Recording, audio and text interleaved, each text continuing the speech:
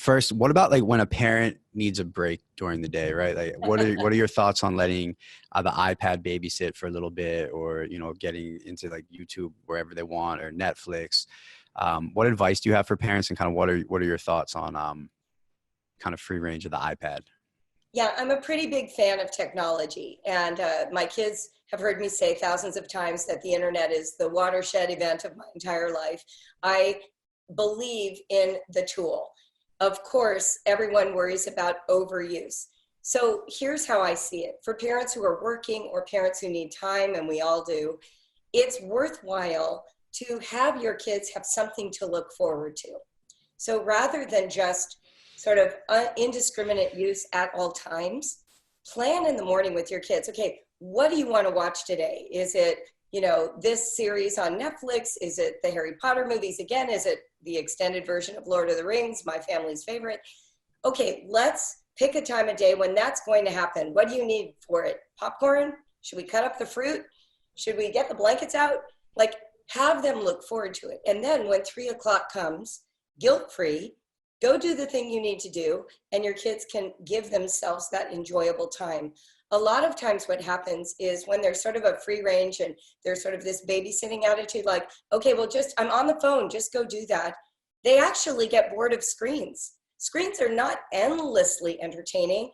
They are entertaining seasonally in the day. So what we're looking for isn't just indiscriminate use, but some targeted use.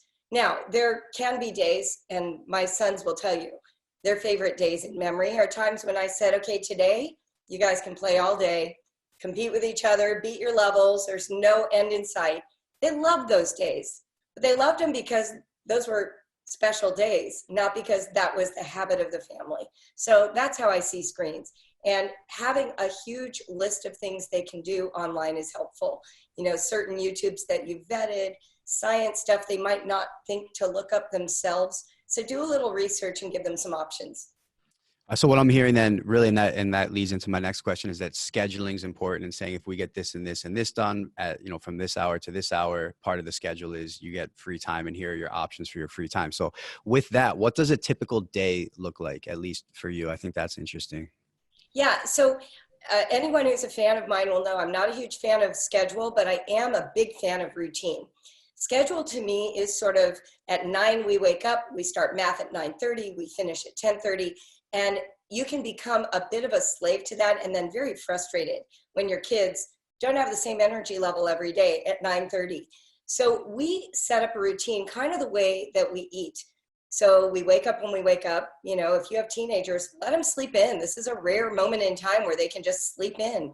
But once they're awake, have breakfast, start together, you know, do something like reading a book aloud or playing a board game or sitting together on the couch and just talking about what you want the day to be. And then maybe do some table time work where you're going to focus on those, you know, worksheets that you got from the school, or now's the time where you're dedicated to math, and let everyone know, okay, we're all going to do this together and we're going to do it till we're done. And then we'll move on to going outside and kicking a soccer ball and getting our energy out. Then we'll return and do some writing. So when we did it in our house, we had kind of a rhythm that we established, and we knew that the afternoon starting at around 4 is when they were going to be either watching a movie or playing a video game. But I did make use of those things earlier in the day. If I had 5 kids, if I had to divide grade levels, like give some dedicated attention to 2 younger ones, the 3 older ones could go play Legos or something, and vice versa. So think routine more than schedule. Okay, perfect. And then sort of let our bodies dictate as well. 100%. Yeah. And it varies day to day, and parents forget this. Your child one day might be like, I don't want to do 20 math problems. I said to my kids frequently this question: how many problems do you have the energy and full concentration available for today? And you know what's wild? If you take them to heart, if they say only one, and you say, great, let me see you do it, and you high five and you celebrate it, the next day they might say 3. And what I discovered with my kids is over time, they would surprise themselves. They'd be like 4 problems in and they'd do 5 more. And then they'd be like, Mom, I did 9. If we treat it like a taskmaster, now they have something to resist.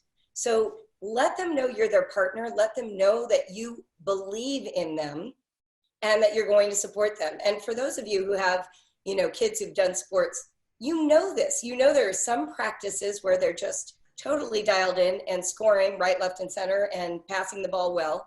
And other days where they just aren't getting it.